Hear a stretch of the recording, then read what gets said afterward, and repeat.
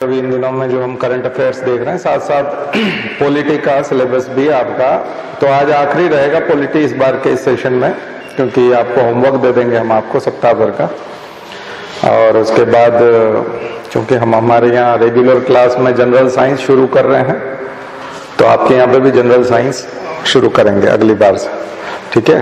तो पॉलिटी का होमवर्क दे देंगे आपको क्या करना है। तो पहले भी बताया था, काफी लंबे समय से बता रहे हैं पॉलिटी के बारे में, बहुत सारी चीजें बताई है आपको। तो एक तो ये चीज है। दूसरा, आप लोगों से एक सहयोग चाहिए कि आप लोग भी अपने 3, 4, 5 मित्रों को जरूर इसके बारे में बताएं, कक्षा के बारे में, यूट्यूब चैनल के बारे में बताएं और शेयर करने की कोशिश करें जहां हो सकता है, क्योंकि ये जो समय है ये सोशल मीडिया का समय है और इसमें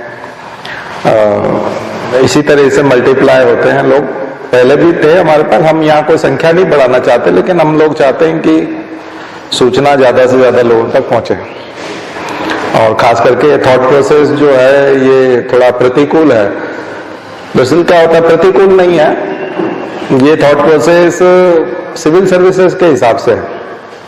सिविल सर्विसेज अलग चीज है, आम आदमी की जिंदगी अलग होती है। आम आदमी जब जिंदा रहता है तो बिल्कुल अलग होता है, ठीक है ना। जैसे शादी होती है तो दूल्हा अलग चीज होती है और दुल्हन अलग।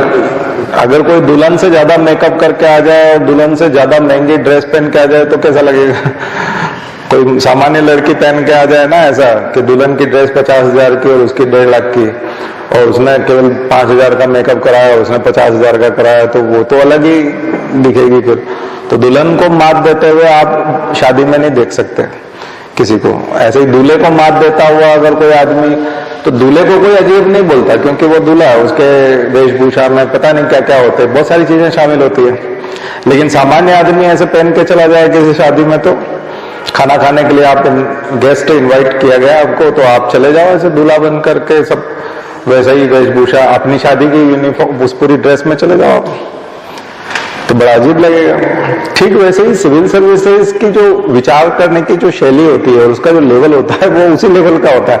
आम आदमी उस स्तर पे नहीं सोच पाता, सामान्य शिक्षक भी नहीं सोच पाते, स्कूलों के शिक्षक भी नहीं सोच पाते, ठीक है। और राजनीति के क्षेत्र के लोग तो बिल्कुल भी नहीं सोच पाते, क्योंकि उनको वोट हासिल करना है, इसलिए उनको तो बहुत गिरना पड़ता है। उनको तो सामान्य आदमी से भी ज्यादा गिरना पड़ता है।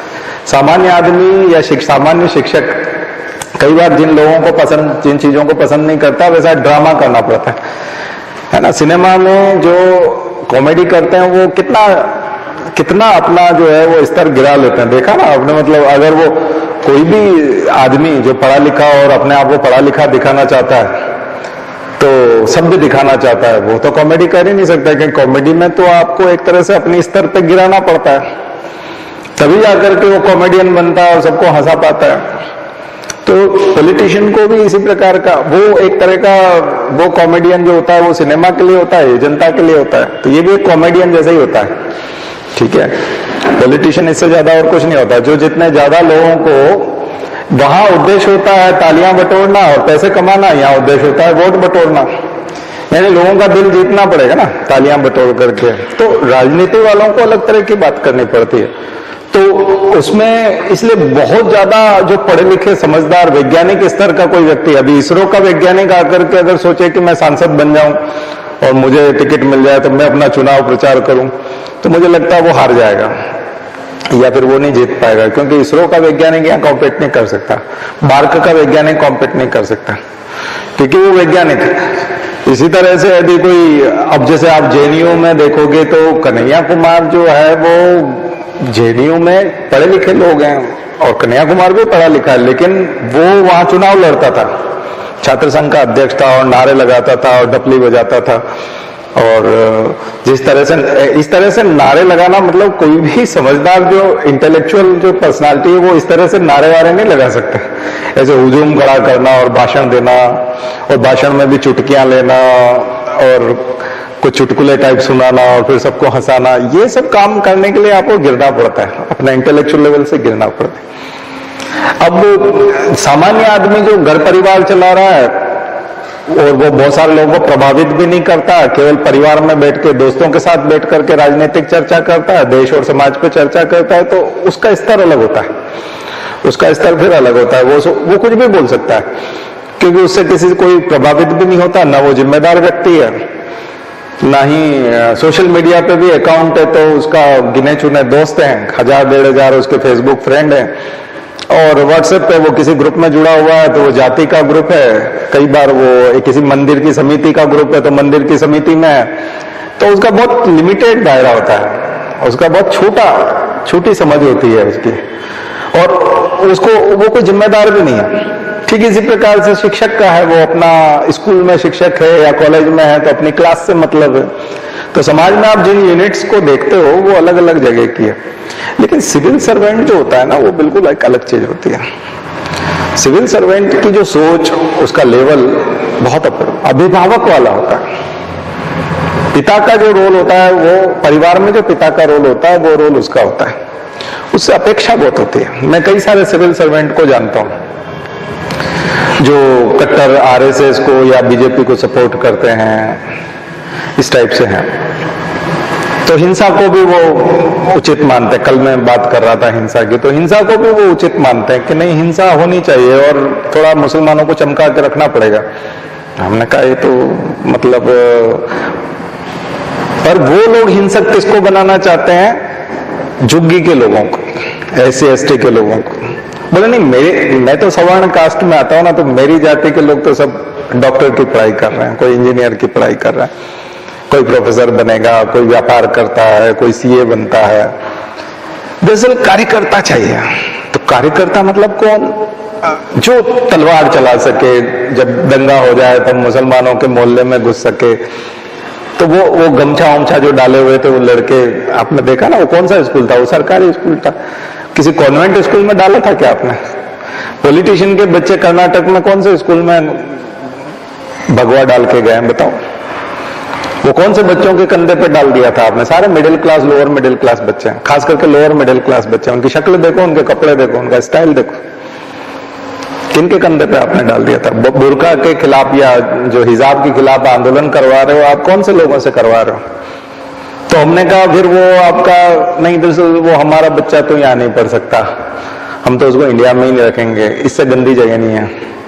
हमने कहा मतलब मुझे नहीं, कार्यकर्ता चाहिए हिंसा के लिए। हिंसा तो अपने बच्चों को कार्यकर्ता बनाओगे क्या? नहीं, वो तो इंडिया तो रहने की जगह ही नहीं है ना। हमने कमाल है, मतलब इंडिया रहने लायक जगह नहीं है, अपने बच्चे को वो नहीं, लेकिन कार्यकर्ता चाहिए इन लोगों को डराने के लिए। तो अब दूसरे के बच्चों को तो हिंसा में झोंकना चाहते हो ना? कुछ बात समझ में आ रही ना? दूसरे के बच्चों को आप हिंसा में झोंकना, जितने भी नेता हैं सबके बच्चे अमेरिका में पढ़ रहे हैं, तो यहां हिंसा में किसको झोंकना चाहते हो? कार्यकर्ता उनको सब जगह चाहिए हिंदुत्व को बचाने के लिए। मुसलमानों का भी ऐसा ही है। मुसलमान भी जिन कार्यकर्ताओं को इकट्ठा करता है वो कौन है? जितने भी पढ़े लिखे मुस्लिम है, उमर अब्दुल्ला, शेख अब्दुल्ला, ये सब। उमर अब्दुल्ला कहाँ पढ़ा हुआ है? कश्मीर का जो फारूक अब्दुल्ला का लड़का है वो विदेश में पढ़ा हुआ है। उसके बच्चे कहाँ पढ़ते होंगे? विदेश में पढ़ते हैं। सबके बच्चे विदेश। मुसलमान नेता हो चाहे हिंदू नेता हो और चाहे ब्यूरोक्रेट हो, उनके बच्चे इंडिया में नहीं रहना चाहते, वो विदेशों में पढ़ना चाहते हैं। लेकिन जो लोअर क्लास है, लोअर मिडिल क्लास है, उनको वो कार्यकर्ता के रूप में चाहिए। कार्यकर्ता के रूप में मतलब, क्योंकि वहां डेंजर है, वहां खतरा है, वहां तलवार चलाना पड़ेगी, वहां छुरेबाजी होगी, वहां आंदोलन होगा, वहां धरना होगा, वहां प्रदर्शन होगा, पत्थरबाजी होगी, आग लगेगी, और फेस रिकॉग्निशन टेक्नोलॉजी से और उससे पकड़े जाएंगे मान लिया जाए, और आगे से कभी हिंसा में मुकदमेबाजी होगी और गिरफ्तारियां होगी तो वो उनकी होगी। कैरियर किनका खराब होगा? तो उनका, जिनका ऑलरेडी कैरियर नहीं है कोई। और उनको बहलाना फुसलाना भी आसान है, 1000-2000 रुपए में उनको खरीदना भी आसान है, और उनको कोई वो भी दिया जा सकता है। तो बात यह है कि आपको अपना स्तर पकड़ना पड़ेगा कि आप किस स्तर के व्यक्ति हैं। एक सामान्य नागरिक है जो घर परिवार चलाते हैं, उस टाइप के व्यक्ति हैं, तो आपकी सोच अलग होगी। शिक्षक हैं सामान्य, किसी संगठन से जुड़े हुए, बहुत अलग प्रकार की सोच होगी। लेकिन जब आप सिविल सर्विसेज के हिसाब से सोचते हैं तो आप अभिभावक की तरह से सोचते हैं। इतने सारे लोग आपको अपेक्षा से देखते हैं, और आपको गाइड करने के लिए यदि कोई है तो आपके लिए धर्म ग्रंथ नहीं है। आपको गाइड जो है कोई ये महापुरुष और संत और ये जो बड़े बड़े सामाजिक और धार्मिक संगठन है, इनके नेता लोग आपको गाइड नहीं करेंगे। आपको गाइड करने के लिए कॉन्स्टिट्यूशन है। आपकी गाइड बुक कौन सी हुई? कॉन्स्टिट्यूशन हुई। आप वहां से गाइड होंगे। तो इसलिए ये प्रशासनिक अधिकारी तैयार करने की कक्षा है। इसलिए यहाँ की गाइडलाइन कॉन्स्टिट्यूशन से तय होती है। मैंने सभी का रोल आपको बता दिया, सभी का अपना अपना रोल है। सब लोगों का इन्फ्लुएंस भी एक लेवल तक ही जाता है, उसका एक दायरा है सबका। लेकिन ये जो क्लास है इसका दायरा बहुत बड़ा है, इसकी जिम्मेदारियां भी बहुत बड़ी है। इसकी जिम्मेदारियां किसी वर्ग विशेष से नहीं है, जाति विशेष से नहीं है, किसी धर्म विशेष से नहीं है, बल्कि इस देश के विकास से, इस देश की संस्कृति को बचाने से, इस देश की सभ्यता को बचाने से, इस देश की अखंडता को बचाने से, इस देश की सॉवरेंटी को बचाने से। तो एकता और अखंडता से सॉवरेंटी बचेगी। सब एक रहेंगे, अखंड रहेंगे तो सॉवरेंटी बचेगी। भेदभाव पैदा करना बहुत आसान होता है। कुछ डाइवर्सिटीज लिख लीजिए। सबसे इंपॉर्टेंट डाइवर्सिटी मैंने अपनी कक्षा में भी लिखवाई थी, जैसे कि एथनिक डाइवर्सिटी या रेशियल डाइवर्सिटी।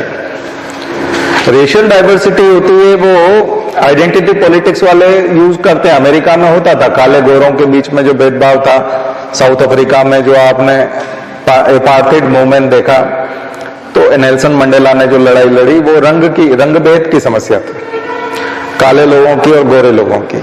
तो ये रेशियल डाइवर्सिटी, प्रजातीय भिन्नताएं, प्रजातीय विभिन्नता या प्रजातीय विविधता, एक तो ये होती है। फिर आपका जो है दूसरे नंबर की होती है लिंग्विस्टिक, भाषाई विविधता। दुनिया भर में भाषाओं का बड़ा झगड़ा है, संगठन बनते हैं भाषाओं के आधार पर। भाषाई विविधता, आप कौन कौन सी भाषा बोलते हैं? तो कलर, लैंग्वेज। अब ये जो कलर वाली जो है रेशियल, इसमें हाइट भी हो सकती है, नाक की लंबाई चौड़ाई भी हो सकती है, मस्तिष्क की लंबाई चौड़ाई, ब्रेन, ये जो हमारा माथा होता है, फेस, इसकी लंबाई चौड़ाई भी हो सकती है। फेशियल इंडेक्स बोलते हैं उसको, नेजल इंडेक्स बोलते हैं। ये जो चीजें होती हैं, ये जो भिन्नताएं होती हैं, ये नेचुरल होती हैं। इसमें मनुष्य का हस्तक्षेप नहीं है, मनुष्य ने नहीं बनाई है, तो ये नेचुरल है, आर्टिफिशियल नहीं है। एक भिन्नता है जो आपकी लिंग्विस्टिक वाली है, मनुष्य की बनाई हुई, लेकिन ये भी नेचुरल प्लस आर्टिफिशियल है, क्योंकि काफी हद तक तो नेचुरल है, क्योंकि आप वहां पैदा हो गए तो आपके हाथ में नहीं है, और आपको वही जो है। एक और चीज है जातीय, कास्ट, कास्टिज्म वाली। अब भारत में है ये, दुनिया में कास्टिज्म वाला नहीं है, वहां पर नस्ल वाला है, पहला वाला रेशियल है, रेशियल क्लासिफिकेशन है, कास्ट वाला। ये कृत्रिम है, आर्टिफिशियल है, ये मनुष्य ने बनाया। हालांकि इसमें भी पैदा होता है तो कास्ट चिपक जाती है, पैदा होते ही उसके नाम के आगे कास्ट चिपक जाती है, वो उसको हटा नहीं सकता, इसलिए काफी हद तक ये भी नेचुरल है। तो नेचुरल प्लस आर्टिफिशियल। रिलीजियस,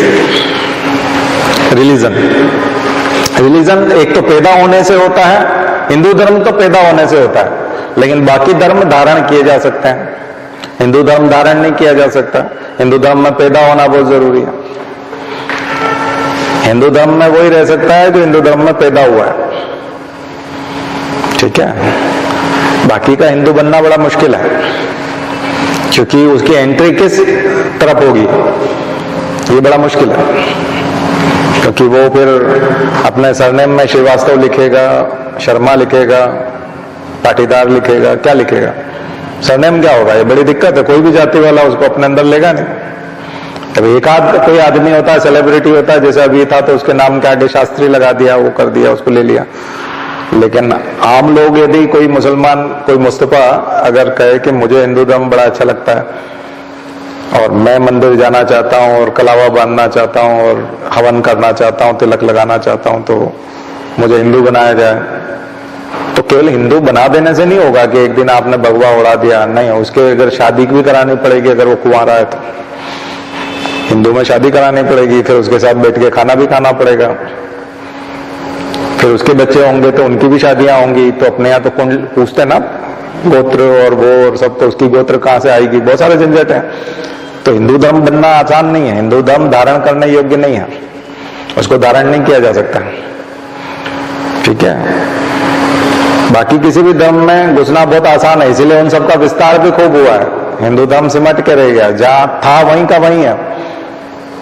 बौद्ध धर्म के लिए कुछ नहीं करना पड़ता है, बौद्ध धर्म को धारण कर लो तो बौद्ध धर्म पूरी दुनिया में फैल गया। ईसाई धर्म धारण कर सकते हो, ईसाई स्वागत करते हैं, चर्च में चले जाओ संडे टू संडे और ईसाई बना लेते हैं। मुसलमान भी धारण किया जा सकता है, इस्लाम भी धारण हो जाता है, लेकिन हिंदू धर्म धारण नहीं होता। तो या तो धारण होता है, जन्म लेना पड़ता है। हिंदू धर्म ऐसा है कि जिसमें जन्म लेना पड़ता है, जन्म लेने से, इसीलिए वो बोलते हैं कि बड़े भाग मानुष तन पावा। तो ये इतना आसान नहीं है, बहुत ही भाग्यशाली होगे तो हिंदू होगे। बीच में मन हुआ कि हम हिंदू हो जाएं तो बहुत मुश्किल है, उसके बाद प्रॉब्लम ज्यादा है, ठीक है। दूसरे धर्मों के साथ वो नहीं है। खैर, ये हरिवंश राय बच्चन ने अपनी आत्मकथा में लिखा, जब उनकी पहली पत्नी की डेथ हुई तो उन्होंने किसी के यहाँ चाय पी ली थी, किसी जो हिंदू नहीं था उसके यहाँ, तो उनको निकाल दिया था। श्रीवास्तव थे हरिवंश राय बच्चन, अमिताभ बच्चन के पिताजी, तो उनको जाति से निकाल दिया था। तो फिर उनके एक दो दोस्त थे, एक आध कोई मुसलमान था, वो सब मिलके फिर अंतिम संस्कार करके आए पहली पत्नी का।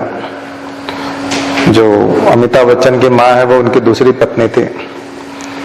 तब उन्होंने लिखा था कि ये सब निकालना जानते हैं, लेना नहीं जानते हैं। बोले इसमें निकालते बहुत है कि तुम अब वो नहीं रहे, निकल जाओ। लेना नहीं जानते, लेने के लिए बड़ा दिल करना पड़ेगा, थोड़ा दिल बड़ा करना पड़ता है। तो उन्होंने बड़े जबरदस्त कटाक्ष लिखे हैं उसके ऊपर। पहला खंड है उनकी आत्मकथा का, पढ़िएगा कभी, बड़ा मजेदार है। उनकी आत्मकथा को सरस्वती सम्मान मिला है, गद्य में मिला है। हरिवंश राय बच्चन को मैं इसलिए मानता हूं क्योंकि हरिवंश राय बच्चन अंग्रेजी के प्रोफेसर थे, इंग्लिश के प्रोफेसर थे, इंग्लिश के जाने माने प्रोफेसर थे इलाहाबाद के, लेकिन कवि थे हिंदी के। तो वो प्रसिद्ध हैं कवि के रूप में, वो मधुशाला और वो सब जो हिंदी में कविता है, और सम्मान जो उनको मिला वो गद्य के लिए मिला, कविता के लिए नहीं मिला, प्रोज उसके लिए मिला। तो बड़ी अजीब चीज है। इसका मतलब आप पढ़ाते इंग्लिश हो, पढ़ते इंग्लिश थे और पढ़ाते इंग्लिश थे, और सम्मान मिला, दुनिया जानती, लोकप्रियता हिंदी कवि के रूप में है, और पुरस्कार जो मिलते हैं वो गद्य में मिलते हैं। तो ये तो मतलब बिल्कुल अजीब चीज है ना, मतलब कि आप जिसमें बिल्कुल नहीं दखल रखते वो सबसे अच्छा करते हो, है ना। तो ये तो बड़ी बहुत जबरदस्त प्रतिभा है, और उस जमाने की सबसे बड़ी सेलिब्रिटी थी वो, बहुत बड़े सेलिब्रिटी थे वो। महादेवी वर्मा, सुमित्रा नंदन पंत, पढ़िएगा उनको, बहुत जबरदस्त लिखा है उन्होंने। और मॉडर्न हिस्ट्री को अगर कंप्लीट करना हो, पैरेलल सपोर्ट देना हो मॉडर्न हिस्ट्री को, कि मॉडर्न, कई लोग बोलते हैं कम्युनिस्ट लोगों ने लिखा है इतिहास, तो उन लोगों ने लिख दिया जो एंटी हिंदू थे, इतिहास तो उन लोगों ने लिख दिया मॉडर्न हिस्ट्री जो कम्युनिस्ट थे, कांग्रेसी थे, उनका लिखा हुआ। तो आप हरिवंश राय बच्चन की किताबें पढ़ लीजिएगा। दरअसल क्या होता है कि ये ऐसे बेवकूफ नहीं बना सकते आप। अमृतलाल नागर का पढ़ लीजिए, मैंने कहा था नाचो बहुत गोपाल पढ़ लीजिए। दरअसल आप प्रेमचंद को पढ़िएगा, तो आप 1901 से लेकर के 1950 के बीच में जो कवि हुए हैं, उन दिनों में जो लेखक थे, उपन्यास लिखते थे, उनकी कहानियां पढ़िए, उनके उपन्यास पढ़िए, तो आपको लगेगा कि ये तो वही बात हो रही है जो इतिहास में लिखा हुआ है।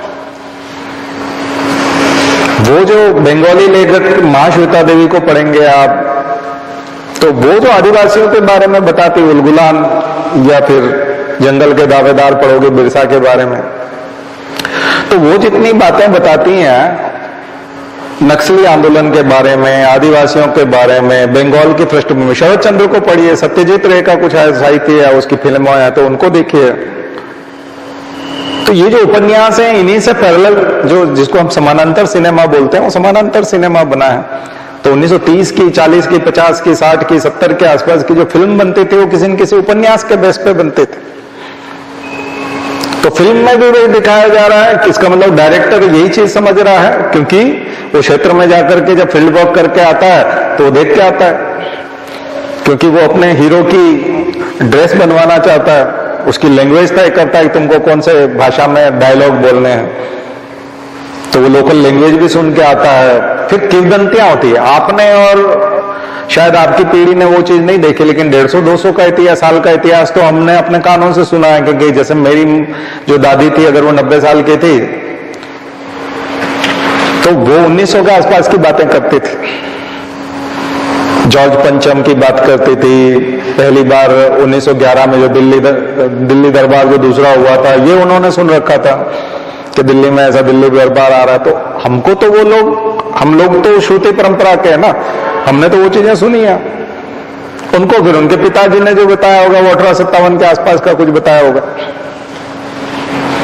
तो ये दरअसल आप एक ऐसी पीढ़ी है कि आपने सीधी सीधी चीजें नहीं सुनी है, लेकिन हम लोग जिस पीढ़ी से आते हैं, हम लोगों ने तो सीधा सीधा सुना है, फर्स्ट हैंड इंफॉर्मेशन है हमारे पास। तो जो लोग उस समय में जिंदा थे, तो आप ऐसे थोड़ी बता सकते हैं कि तो फिर हमारी दादी जो बता रही वो भी सही चीज दिख रही है, सिनेमा में दिखाया जा रहा है वो भी सही दिख रहा है, उपन्यास में अगर प्रेमचंद कुछ लिख रहे हैं वो भी दिख रहा है, हरिवंश राय बच्चन कुछ लिख रहे हैं तो वो भी दिख रहा है, और अब हम जब एनसीईआरटी की बुक पढ़ते हैं तो वो भी वही दिख रहा है, और दिल्ली यूनिवर्सिटी की किताब पढ़ते हैं तो भी दिख रहा है। अब आप बोल रहे हो कि तो सब गड़बड़ हो गया है, ये तो गलत लेखन है। तो आप नई पीढ़ी को तो भ्रमित कर सकते हो, उस पीढ़ी को नहीं कर सकते हो जिसने फर्स्ट हैंड इंफॉर्मेशन सुनी थी, और उसका उद्देश्य कोई राजनीति करना नहीं था। दादी जब कोई स्टोरी सुना रही है तो दादी कोई राजनीति की स्टोरी नहीं सुना रही, दादी को कोई वोट नहीं दिलवाना किसी से, दादी को कोई संगठन नहीं बनाना है, और वो कोई भी दादी जो है अपने पोते को कोई हुड़दंगी बनाना नहीं चाहती, कोई वायलेंस नहीं सिखाना चाहती, ना ही किसी पार्टी का सपोर्टर बनाना चाहती है। बात समझ में आई ना? तो दिल से निकली हुई सच्चाई होती है और वो शिक्षण होता है, उसको हम सोशलाइजेशन कहते हैं, सामाजिकरण कहते हैं। ये वो है, और वो सब क्रॉस चेक होता है। और फिर स्कूल में जाते हैं तो टीचर भी वही बता रहा होता है, अगर कोई सीनियर बुजुर्ग टीचर है वो भी वही बता रहा है। एनुअल फंक्शन हो रहा है और आप अपने क्षेत्र के किसी स्वतंत्रता संग्राम सेनानी को मुख्य अतिथि बना रहे हैं, चीफ गेस्ट, और उसके भाषण में भी वही बातें निकल करके आ रही है कि मैं वहां था, हमने बहुत लाठियां खाई, उस दिन हम गिर पड़े थे, ये हुआ था, वो हुआ था।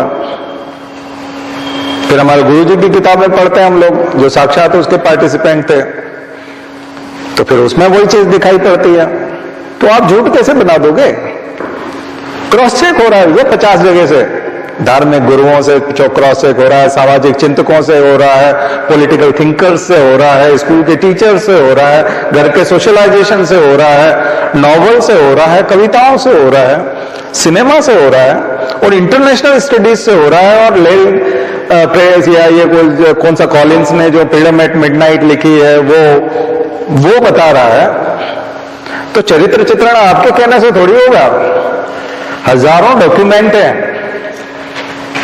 उस समय का ऑल इंडिया रेडियो या जो शुरू में 1950 में जो चीजें शुरू हुई थी उस समय की डॉक्यूमेंट्री है, रिकॉर्डिंग्स है, सिनेमा है। दूरदर्शन में जब डॉक्यूमेंट्री शुरू हुई थी उन दिनों में कितनी ईमानदारी थी, वो कितने अच्छे से डॉक्यूमेंट्रीज तैयार करते थे, वो है आर्काइवल में। तो आर्काइवल देखो ना आप, इंडिया का, गवर्नमेंट ऑफ इंडिया का आर्काइवल देखो, लाइब्रेरी देखो, चीख चीख के एक एक किताब बताती है वो सच्चाई, और सब चीजें क्रॉस चेक होती है। यानी आप किसी चौराहे पे एक आदमी इधर से आ रहा है तो उसको चौराहे पे वो बोलता है कि बीच में चौक में एक ऐसा टावर बना हुआ है जिसके चारों तरफ क्लॉक टावर है और जिसके चारों तरफ घड़ी लगी हुई है, और चारों में 6:30 बजा है। तो इधर से आने वाला बोल रहा है कि मैं इस समय में आ रहा था और जैसे ही बम विस्फोट हुआ, किसी क्रांतिकारी ने बम फेंका, तो मैंने क्लॉक टावर की देखा 6:30 बज रहा था। चारों दिशाओं में उधर से कोई आ रहा है तो बोल रहा है 6:30 बजा था क्लॉक टावर में, उधर से कोई आ रहा है तो क्लॉक टावर में 6:30 बजा था, घंटाघर में जो है 6:30 बज रहा था, उधर वाला भी बोल रहा है 6:30 बजा था। तो प्रूफ होता है ना, ऐसे क्रॉस चेक होती है चीजें। इसलिए इनको आप गप नहीं बोल सकते, या केवल कम्युनिस्ट लोगों का लेखन है, केवल कांग्रेस ने ऐसा इतिहास अपने हिसाब से लिखवा लिया, खुद को महिमा मंडन करवा लिया। ये ऐसा नहीं होता। जो सच है वो सच है, और वो हर जगह दिखेगा। आप 50 जगह चेक कर सकते हो उसको। कोई एक किताब थोड़ी है कि उसमें एक ही किताब थोड़ी बनी थी कि वो उसको कोई अपना उपन्यास लिख रहा है, उसमें वो बताएगा कि पंडित जी आए थे हमारे यहाँ कुंभ के मेले में और उन्होंने गंगा स्नान किया था, तो वो तो बताएंगे ना। अब हर आदमी को हर तरह की चीज सेलिब्रिटी की पता नहीं होती। जो कोई बड़ा नेता होता है उसकी सारी चीजें जो है वो नहीं पता होती। इसलिए 1970 तक या जब तक नेहरू जिंदा रहे उनके सारे लोग उनको जानने वाले। जवाहरलाल नेहरू, जवाहर शब्द तो गांधी जी यूज करते थे। जवाहर, मुझे तुमसे ये उम्मीद नहीं थी, तुम बड़ी जिद्दी हो, इस टाइप से बोलते थे। या उनके पिताजी बोलते होंगे उनको जवाहर, बाकी सब लोग पंडित जी बोलते थे। और उनको इन्होंने मुसलमान बना दिया अभी। मतलब जिस आदमी को पूरी जिंदगी पंडित जी से संबोधित किया गया, ठीक है। तो ये कितना जल्दी जो है वो आप नैरेटिव अपना बांधते। पूरी जिंदगी उनको प्रधानमंत्री जी और पीएम साहब भी बहुत कम लोगों ने बोला, पंडित जी बोलते थे। मंत्रिमंडल के लोग भी और सांसद लोग भी, और ऑफिशियली संसद में बोल जाते थे। अभी अभी पंडित जी बता रहे थे, मैं इससे बिल्कुल सहमत नहीं हूं। और किसी प्रधानमंत्री के नाम के आगे पंडित नहीं लगता। जो रियल में ब्राह्मण थे उनके भी नहीं लगता। जिनको मानते हैं कि ये रियल ब्राह्मण है और इनका सरनेम इधर है, उनका भी नहीं। शंकर दयाल शर्मा हमारे होशंगाबाद के थे, लेकिन उनके लगता था डॉक्टर शंकर दयाल शर्मा। कोई लिखता है पंडित शंकर दयाल शर्मा? राष्ट्रपति थे भारत के, क्या लिखते हैं? डॉक्टर शंकर दयाल शर्मा। कोई लिखता है पंडित? नहीं लिखता। तो ऐसे इतिहास नहीं होता। इतिहास बड़ा जीवंत दस्तावेज होता है, लिविंग डॉक्यूमेंट होता है। वो चिल्ला चिल्ला के बोलता है और चारों तरफ से चिल्ला के बोलता है। उसके लिए कोई एक तरीका नहीं है। उस जमाने के किसी सिनेमा को देखोगे तो उसमें भी वो आवाज आ जाएगी, उस समय की डॉक्यूमेंट्री को देखोगे तो आ जाएगी। आर्काइवल में जाओगे तो, म्यूजियम में जाओगे तो म्यूजियम में पड़ी हुई चीजें जो है वो बताएंगे। म्यूजियम में पड़ी हुई चीजें बताएंगे। तो इसलिए मेरी इच्छा है कि पैरेलल में आप कुछ किताबें पढ़ें, और फॉरेन ऑथर को जरूर पढ़ें। क्योंकि फॉरेन ऑथर जो है वो किसी से इंप्रेस नहीं होते हैं। खास करके अमेरिका का, इंग्लैंड का कोई आदमी होगा तो मुझे नहीं लगता वो किसी भारतीय से इंप्रेस होकर के और उसके हिसाब से कोई हिस्ट्री लिखेगा। वो बड़ी निष्पक्ष होगी उसकी। वो चीजों को देखता है और वो कोई सम्मान सूचक शब्द भी नहीं लगाता। इंडियन राइटर होता है तो फिर भी जो सम्मानित व्यक्ति होते हैं उनके नाम के आगे सम्मानित शब्द लगा देता है, टाइटल लगा देता है, लेकिन वो नहीं लगाता। उनके लिए तो यूएस में और सब जगह तो कई बार वो मिस्टर ही लगाते हैं, सरनेम मिस्टर पॉवेल, जबकि वो उसका टीचर है। नाम लेके बोलता है। कई लोग तो नाम लगा देते, सीधा नाम ही, मिस्टर भी नहीं बोलते। मिस्टर एक सम्मानित शब्द है, मिस्टर प्रेसिडेंट। तो जैसे अमेरिका में होता है तो मिस्टर प्रेसिडेंट, तो हमारे यहां भारत में उसके लिए श्रीमान या श्री लगाते हैं। हम लोग श्री लगाते हैं, तो मिस्टर लगाते हैं। तो सम्मान देने का एक तरीका होता है। तो प्रोफेसर से बात करना है तो हो सकता है कि वो मिस्टर लगाए, कई बार ना भी लगाए। तो नहीं भी लगाता है तो टीचर अच्छा महसूस करता है, ऑब्वियस महसूस करता है। ऐसा नहीं लगता कि मुझे नाम से बुलाता है, सबसे पहले तो मैं घुसा मारूंगा। मतलब वो वैसा नहीं होता। उनका वहां का कल्चर है, बहुत क्लोज रहते हैं। लेकिन वो एक वो ऑफिशियल ही है, वो अनऑफिशियल नहीं है, ऑफिशियल ही है। मतलब आप बहुत बड़े हो उम्र में, ये वो। अब जैसे रघुराम राजन वहां पढ़ाने लगे तो mister Raghuram, mister Rajan, I have question, वो ऐसे खड़ा हो जाएगा, ऐसा बोल देगा। रघुराम मैं जानना चाहता हूं, मैं बिल्कुल एग्री नहीं करता आपके साथ। अब यू बोलता है तो हम लोग आप लगा रहे हैं, लेकिन वो तो देखा जाए तो यू है, वो आप और तुम सब एक ही हो जाता है। I am not agree with you, वो तो सीधा बोल देता है। रघुराम बोल देता है सीधा, और ऐसे में रघुराम नाराज नहीं हो जाते। ठीक है, तो वहां के लोग जब आपको साहित्य इतिहास लिखते हुए जब यहाँ का देखोगे ना आप लोग, तब आप उसको साथ क्रॉस चेक करोगे, तब आपको लगेगा कि निष्पक्षता है, क्योंकि वही बात लिखी गई है। हाँ, थोड़ा सा ये हो जाता है कि भगत सिंह को क्योंकि उनके अंग्रेजों को मारा है तो उनको लगता है कि टेररिज्म है, ये कौन सा तरीका हुआ। गांधी का तरीका उनको सही लगेगा क्योंकि वो बात करते थे। अब सीधा पुतिन से बात करे जेलेंस्की, ये बात तो समझ में आती है ना। पुतिन और ये दोनों लड़ने लग जाए और वो भी उनके लोग मारे और आम लोगों का खून बहे, ये बात तो किसी को भी अच्छी नहीं लगेगी। तो बातचीत का रास्ता तो अहिंसा का रास्ता होता है, उसी में तो युद्ध नहीं होता। इसलिए तो गांधी की पूरा रिलेवेंस है पूरी दुनिया में, गांधी का रिलेवेंस है ही इसीलिए। तो आप इस चीज को समझिए, पढ़े लिखे लोग जो होता है ना, उनका स्तर थोड़ा सा दूसरा होता है। पढ़े लिखे लोग उतना गिर नहीं सकते।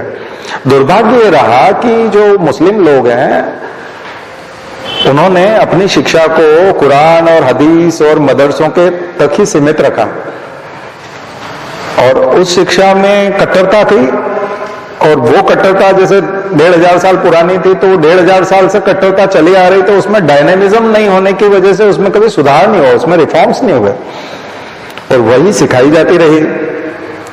अगर उन्होंने, जैसे कि हम बोलते हैं कि अलीगढ़ आंदोलन चला और सर सैयद अहमद खान ने कहा कि साइंटिफिक टेम्परामेंट लेके आओ, इंग्लिश मीडियम लेके आओ, तो उनकी राजनीतिक चेतना जाग गई मुसलमानों की, और वो पाकिस्तान बना गए।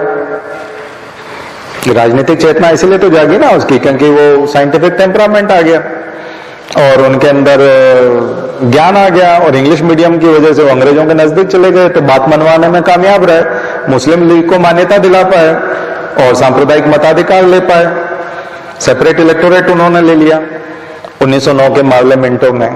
तो ये सब चीजें करवाने में वो कामयाब हुए। तो ये केवल एक सर सैयद अहमद खां की कोशिश से अलीगढ़ आंदोलन चल गया, और अलीगढ़ मुस्लिम यूनिवर्सिटी, नाम क्या था, एंग्लो मोहम्मदन कॉलेज, यानी अंग्रेजी मीडियम का कॉलेज 1875 में। अब ये चीज जो है मुसलमानों के अंदर होनी थी, वो हुई नहीं। दरअसल जो लोग आतंकवाद को बढ़ावा दे रहे थे, हिंसा को बढ़ावा दे रहे थे, उनको ज्यादा पढ़ना था। मुसलमान भी यदि पढ़ते हैं तो हिंसा को छोड़ देते हैं, राजनीति में उतर आते हैं, आंदोलन पे उतर आते हैं, अपनी मांगे पूरी करवाने की कोशिश करते हैं। चाहे वो अलग देश बनवाने की बात कर रहे थे पाकिस्तान, लेकिन वो एक राजनीतिक आंदोलन था।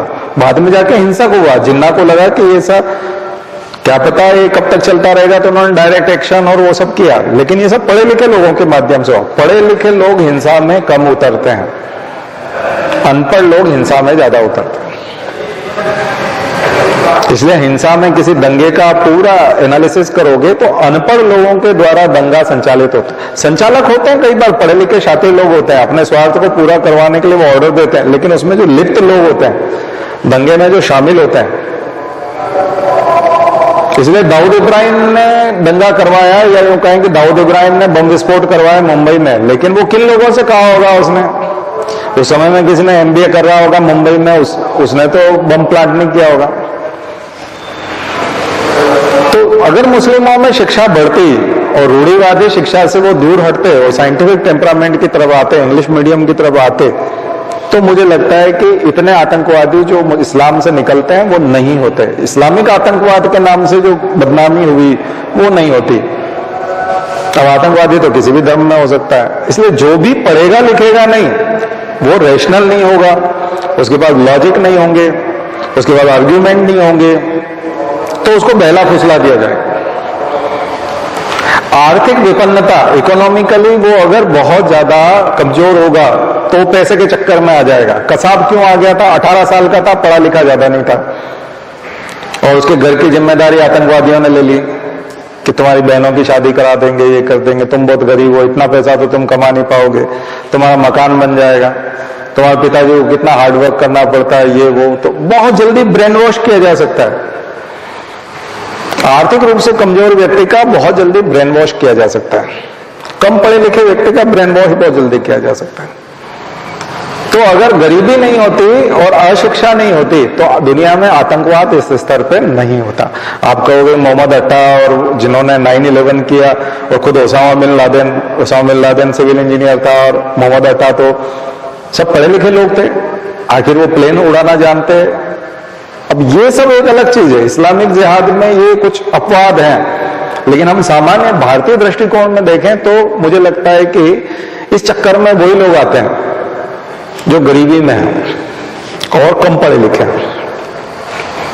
इसलिए शिक्षा का विकास होने के साथ हिंदुओं में भी मैंने देखा कि जिन जिन लोगों का शिक्षा का विकास हो गया, या वो अंबानी की तरह हो गए, अडानी की तरह हो गए, या थोड़ा सा अच्छा खासा पैसा हो गया, इंडस्ट्रियलिस्ट हो गए, वो लोग इन लफड़ों में नहीं पड़ते। उनके पास टाइम नहीं है। उनके पास तो गणपति उत्सव का टाइम भी नहीं है कि वो गणपति विसर्जन करने जा रहे हों या दुर्गा पूजा में आगे आगे नाच रहे हों। ऐसे बच्चे कौन होते हैं? आप देखो अपने यहाँ दुर्गा पंडाल लगते हैं या जो पूजा होती है और उसमें जो विसर्जन होते हैं, उनमें नाचने वाले लोग कौन होते हैं? अधिकांश लोग तो शराब पी के नाच रहे होते हैं, जबकि उसका उस पूजा से क्या लेना देना। चंदा करने वाले लोग जो रोक करके कार वालों से, बाइक वालों से चंदा करते हैं, वो लोग कौन होते हैं? कम पढ़े लिखे, झुग्गी वाले, SC ST वाले लोग होते हैं, और वो धर्म का निर्वाह कर रहे हैं। पहले मैं देखता था, जब भोपाल आया था 10 साल पहले, तब यहाँ सब झुग्गी वालों के यहाँ कांग्रेस के झंडे होते थे, अधिकांश झुग्गियों पे। अब चुनाव के दिनों में सबके ऊपर बीजेपी के झंडे होते हैं। सबका चेंज हो गया, वो सारा झुग्गियों पे बीजेपी के झंडे लगे रहते।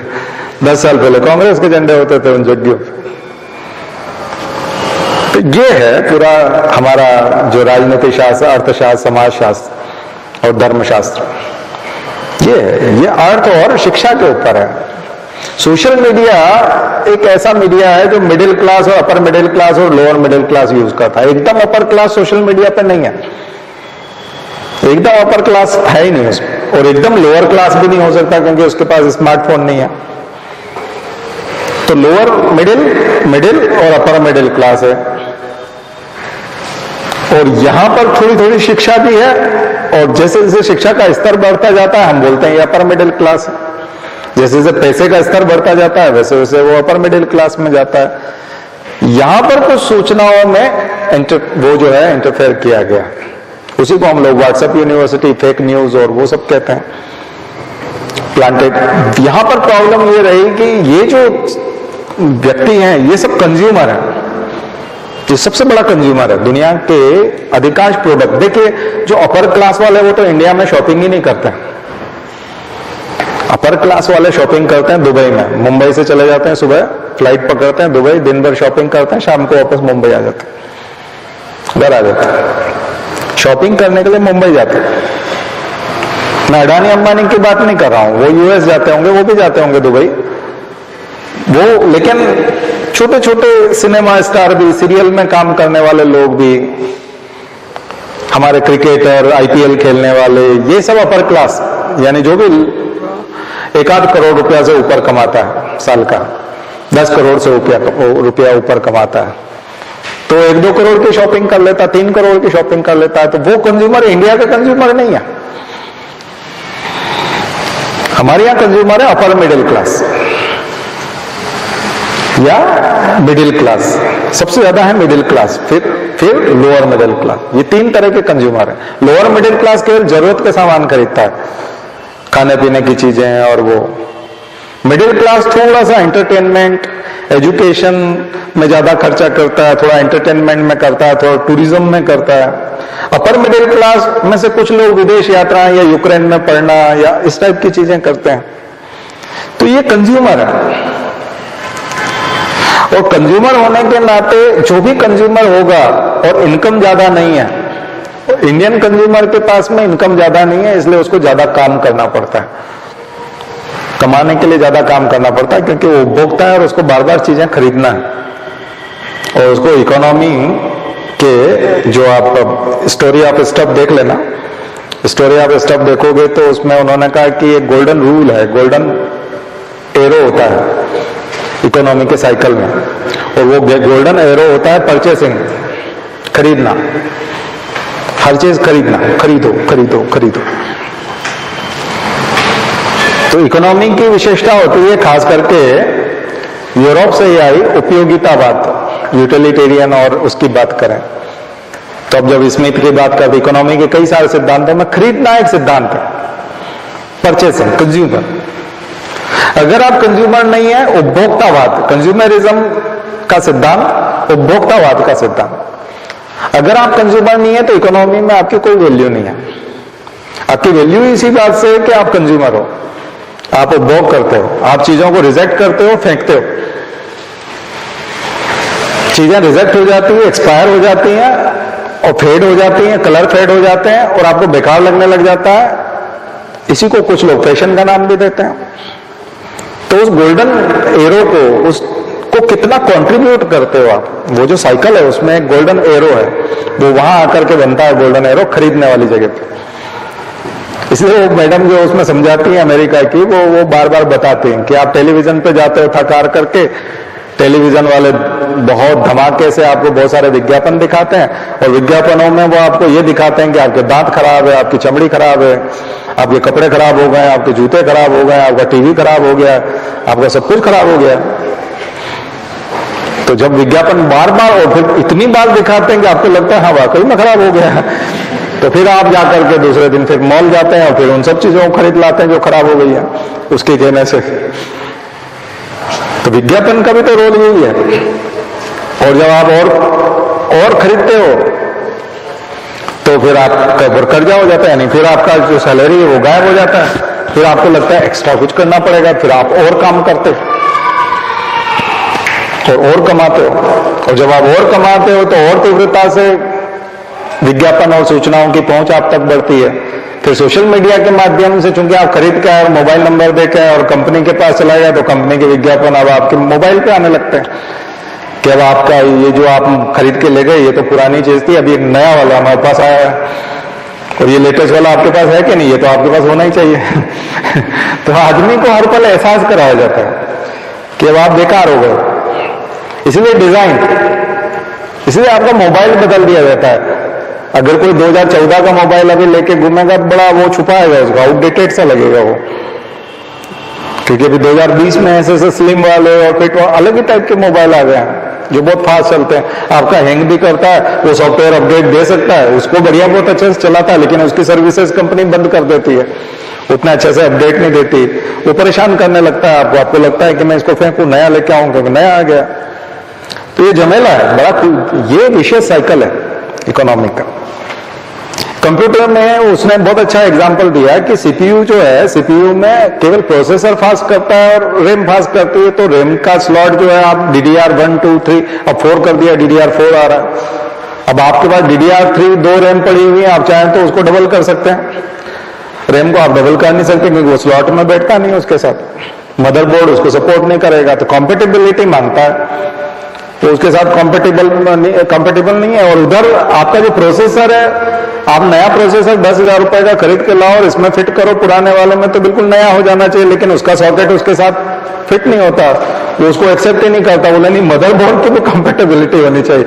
अब आपको मदरबोर्ड खरीदना है नया, उसके साथ आपको DDR4 के हिसाब से रैम खरीदना है, उसके बाद आप i10 में जा रहे हो तो i10 के प्रोसेसर के हिसाब से वो आपका मदरबोर्ड का सॉकेट, तो मदरबोर्ड उस रेंज का होना चाहिए, वो महंगा कर देता है।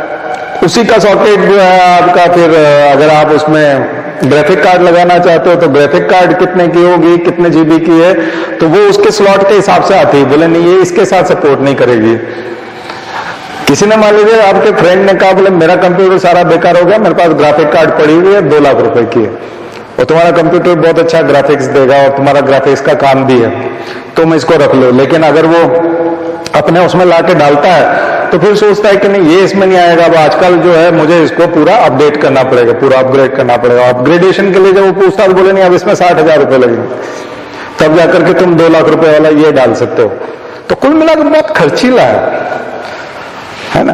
अब पुराना वाला जो मॉनिटर है, वो जो बहुत लंबा सा आता था पीछे, अगर वो किसी की टेबल पे पड़ा और वो काम कर रहा हो तो ऐसा लगता है किस जमाने का आदमी है। तो अभी का स्लिम वाला जो मॉनिटर है वो अच्छा चलता है।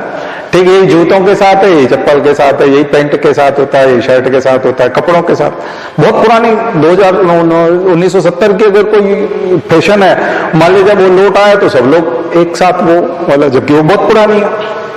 वो जानबूझ के फैशन इतनी पुरानी लेके आते हैं, वो कपड़े बचे नहीं होंगे किसी के पास।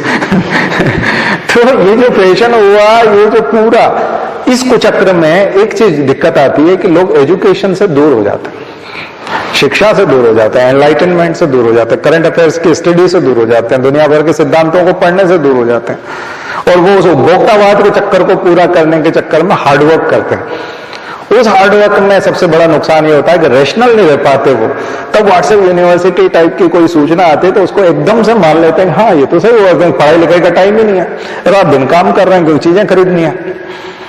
बात समझ में आई? अब हमने क्या किया कि हमारे साथ ये है कि हम लोगों ने पढ़ने लिखने को ही रोजगार बना लिया। हमारा रोजगार है कोचिंग क्लास, और उसके लिए रात दिन पढ़ना लिखना, पढ़ाना और पढ़ना, पढ़ाना और पढ़ना। इसलिए कई बार हम लोग इस दुनिया में अनफिट से महसूस होंगे। कई बार हमारे विचार जो है बहुत अलग लगेंगे, क्योंकि हम बहुत ज्यादा पढ़ते हैं। 10 घंटा पढ़ते हैं, 4 घंटा पढ़ाते हैं, तो 14 घंटे हम पढ़ाई लिखाई में रहते हैं। 24 घंटे में 24 घंटे में जो 14 घंटे पढ़ाई लिखाई में रहेगा, उसका दिमाग बिल्कुल अलग चाहिए चलेगा, उसको सब कुछ चीजें बिल्कुल साफ साफ समझ में आएगी, और वो जब बोलेगा तो बिल्कुल डिफरेंट होगा। और वो उनके सामने बोल रहा है जिनके पास समय नहीं है 4 घंटे का भी, क्योंकि वो उस उपभोक्तावाद में लगे हुए हैं, और रात दिन उस चक्र को कुछ देने के लिए, उस तीर को देने के लिए। हमारे पास भी उस तीर को देने के लिए पैसे हैं, हम भी कंज्यूमर हैं, लेकिन हम कमाते कैसे हैं? पढ़ करके कमाते हैं और पढ़ा करके कमाते हैं। तो उससे हमारा दिमाग की वो वाली पूर्ति हो रही है, हमको सोशल मीडिया से ज्ञान लेने की जरूरत नहीं पड़ती। बात समझ में आ रही है? तो यहां आपको डायरेक्ट हम वो वाली चीज दे रहे हैं जो समाज पढ़ता नहीं है।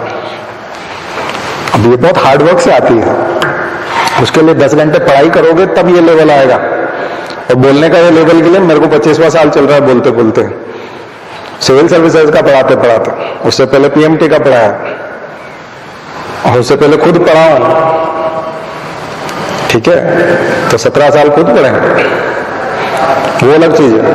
तो कुल मिलाकर के ये जो लेवल आता है बड़ी मुश्किल से आता है, और लगातार हमारा पूरी जिंदगी का यदि आप एवरेज निकालेंगे तो 11-12 घंटे जाएगा पढ़ाई पूरी जिंदगी का।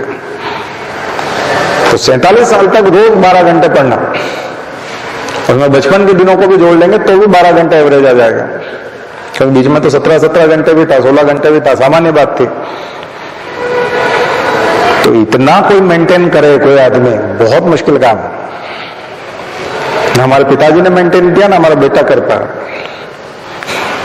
मेरे घर में ही दोनों पीढ़ी में से किसी ने नहीं किया, एक ही परिवार के, क्योंकि पिताजी जो है उनकी जिंदगी बीत चुकी है, उन्होंने कुछ किया नहीं उस टाइप का। उसमें उस समय में इतनी पढ़ाई नहीं की, क्योंकि वो नौकरी करते थे।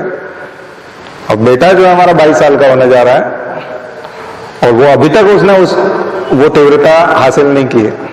तो अब करेगा तो हमसे पीछे ही रहेगा, क्योंकि 17 घंटे से ज्यादा तो क्या पढ़ लेगा पूरी जिंदगी में, रोज पढ़ भी लेगा तो भी वो नहीं कर पाएगा, कोई नहीं पकड़ सकते। बहुत मुश्किल काम है। इसलिए आपको फर्स्ट हैंड इंफॉर्मेशन मिल रही है, प्रोसेस्ड मिल रही है, फाइन इंफॉर्मेशन मिल रही है, तो उसको आप लिखने में यूज कर सकते हैं, उसको आप सीधा लिखने में यूज कर सकते हैं। तो ये मात्र हम लोग कोई ऐसे संयोगवश बने हुए टीचर नहीं है, प्री प्लान टीचर है, मतलब पूरी तरह से टीचर बनने के लिए हमने अपनी तैयारी की है, और अनुभव भी इकट्ठे किए हैं, जॉब के अनुभव भी इकट्ठे किए हैं, तरह तरह के जॉब करके अनुभव इकट्ठे किए हैं, तरह तरह के सिलेक्शन लिया, उसके बाद उनमें जॉब किया, ठीक है। और जॉब करने के बाद जो अनुभव आया है उसके आधार पे अनुभवजन्य जो है फिर एक्सपीरियंस बेस्ड बिल्कुल अलग टाइप की पढ़ाई है। तो फील्ड में काम आती कि नहीं? तो आती है, काम में आती है। आपका सारा पढ़ा हुआ ये सब चीजें फील्ड में आपको डिसीजन मेकिंग में काम आता है, प्रॉब्लम सॉल्विंग में काम आता है। ये 4th पेपर हो जाता है। जब कभी इस टाइप से जाता हूं तो उसको बोलते हैं 4th पेपर, चौथा पेपर, एथिक्स। ये सारी चीजें सिलेबस का पार्ट है। तो आप अगर आपके पूरा सिलेबस उठा के देखोगे, पुराने पेपर उठा के देखोगे, तो मैंने जो बात की है वो उसको प्रॉब्लम को सॉल्व करने में आपको मदद। मैं सिविल सर्विसेज के सिवा सोचता ही नहीं हूं 24 घंटे, उसके सिवा कुछ नहीं सोचते। सिविल सर्विसेज के सिवा हमने जिंदगी में कभी कुछ सोचा ही नहीं उस परीक्षा के सिवा। 24 घंटे दिमाग में वही आंधी चलती रहती है, प्री मेंस इंटरव्यू, ये वो सिलेबस, सारे पेपर, सिलेबस ही घूमता रहता है 24 घंटे। टीवी में कुछ चल रहा है तो यहाँ से पढ़ाने लायक क्या है, क्या पूछ सकते हैं, ये न्यूज़पेपर में कहीं कुछ दिखा तो वो, यहाँ तक कि फिल्म भी देखते हैं तो फिल्म में से भी वो चीजें निकल करके आती हैं। क्रिकेट मैच देखते हैं तो क्रिकेट मैच में से भी वो चीजें निकालने की कोशिश करते हैं। शायद आप उस तरह से नहीं सोचते। हम विज्ञापन जो बोर्ड्स होते हैं उन बोर्ड्स को भी देखते हैं। अच्छा, इसका विज्ञापन वहां पहुंच गया, शारजाह में पहुंच गया, वेस्ट इंडीज में मैच चल रहा है तो वेस्ट इंडीज में पहुंच गया। यानी फिलिप्स वाला, फिलिप्स मतलब ये कहाँ की कंपनी है, ये कहाँ का है, इंडिया का फिलिप्स, इंडिया में जो फिलिप्स बिकता है उसमें। और ये यहां पर विज्ञापन इसलिए दे रहा है क्योंकि इंडिया वाले भी मैच देख रहे हैं, तो उस तरह से दिमाग चलता है। अडानी ग्रुप के अब आजकल आप विज्ञापन देखोगे इंटरनेशनल लेवल पर, किसी के खिलाड़ी के यहाँ लगा हुआ है तो उसके ऊपर विचार आने लगता है कि ये कंपनी यहाँ की ये यूं कर रहा है, ये बाइकआउट हो रही है, गवर्नमेंट ये कर रही है, गवर्नमेंट की पॉलिसी तो ये है, बीसीसीआई तो अगेंस्ट जा रहा है। इस तरह से दिमाग चलता है। आप लोग सोचते होंगे कि ये शॉट देख रहे हैं, ये फोड़ लग गया तो ये जश्न मनाएंगे, हमारा दिमाग कहीं दूसरी जगह चल रहा होता है। हमारे यहाँ फोड़ जहां बॉल जाकर के लगी, जिसपे टप्पा खाई, वहां जो लिखा हुआ है वो हमारे दिमाग में कौंध के पूरा उसका प्रोसेस चलने लगता है। आया समझ? यहाँ आपके लोग खिलाड़ी के उसी में उलझे होते थे। यहाँ 360 डिग्री चलता है पूरा, उसमें इकोनॉमी भी खोजते हैं। पहाड़ दिख रहा है तो माउंटेन का नाम क्या है साउथ अफ्रीका में, ये जो कौन सी माउंटेन रेंज होगी जो यहाँ डरबन में दिख रही है, या क्या ये किलिमंजारो है, क्या ये है, क्या वो है, क्योंकि साउथ अफ्रीका में तो ये सब चीजें हैं। नहीं बोले ये वो नहीं है।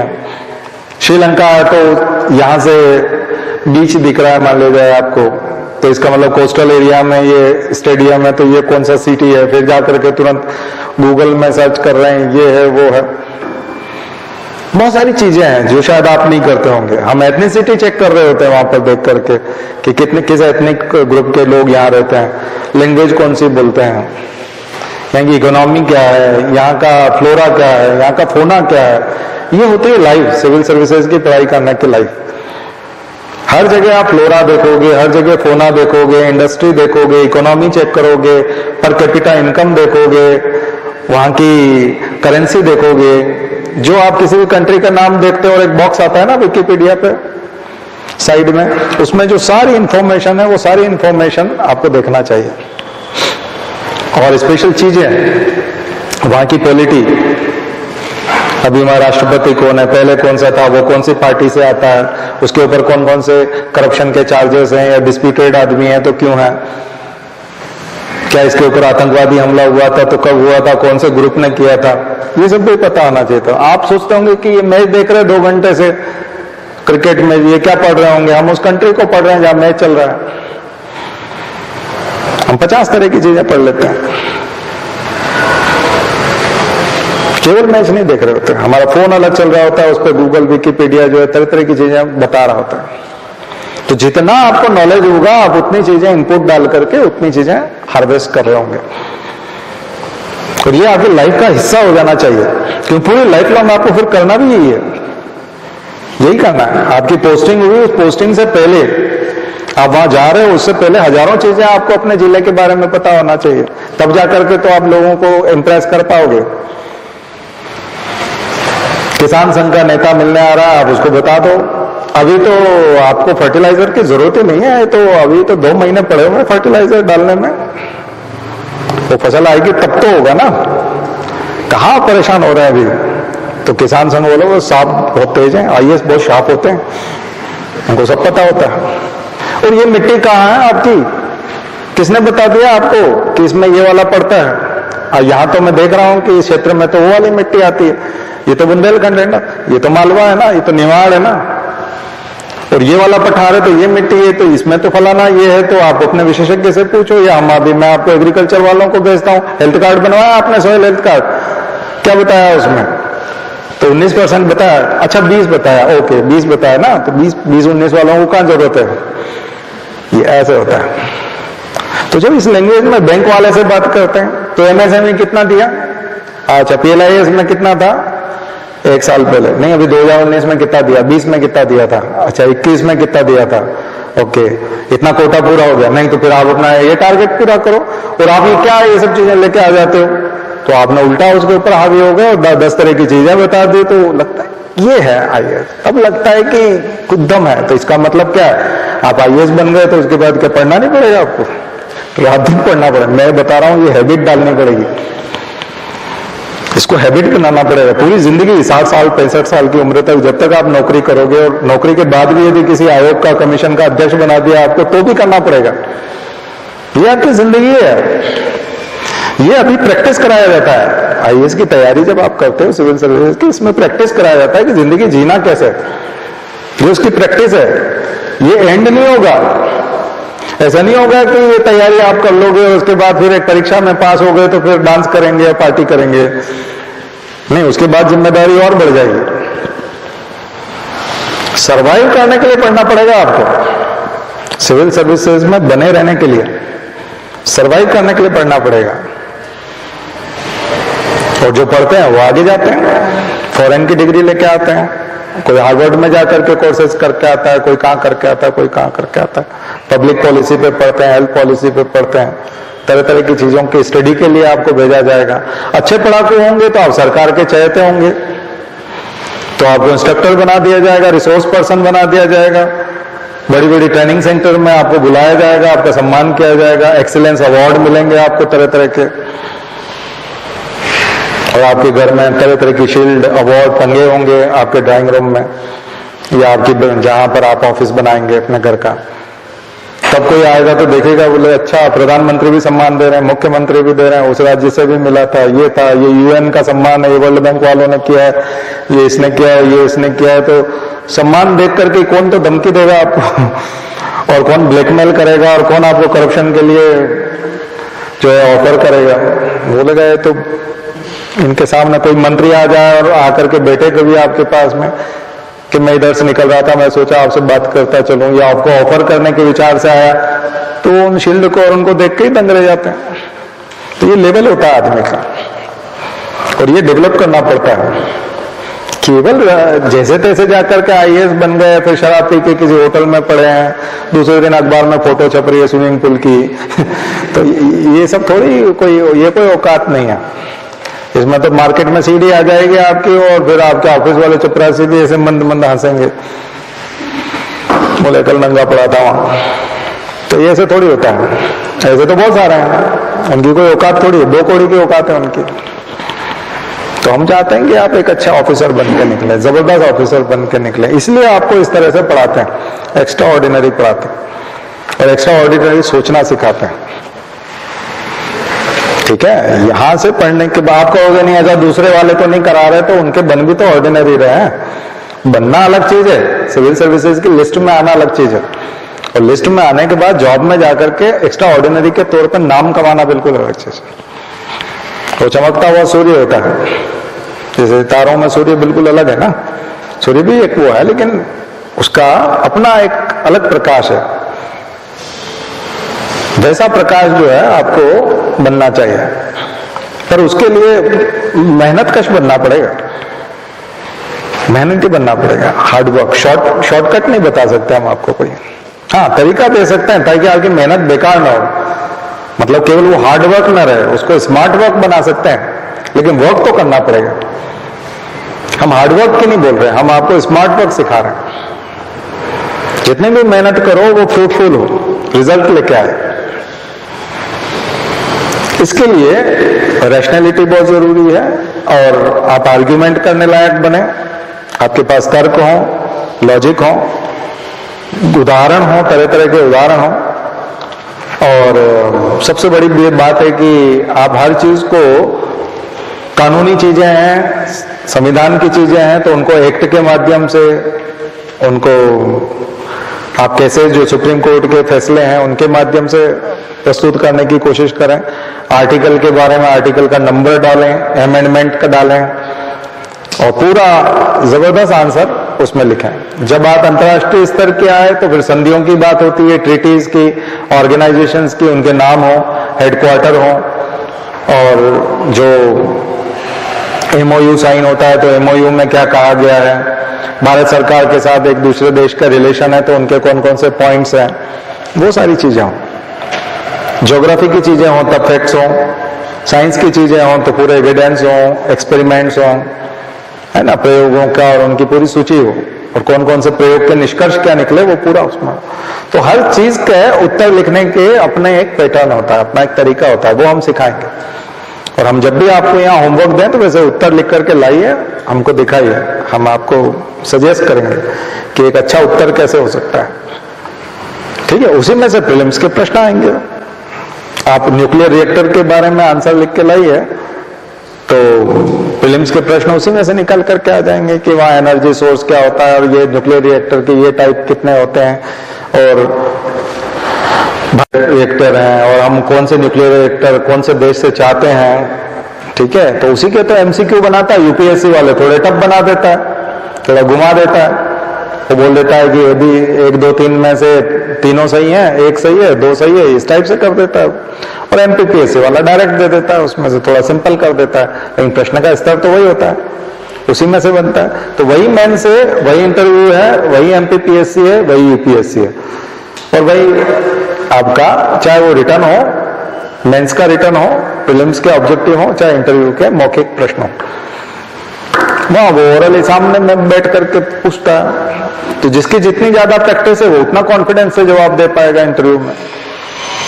प्रैक्टिस ही मायने रखेगी ना,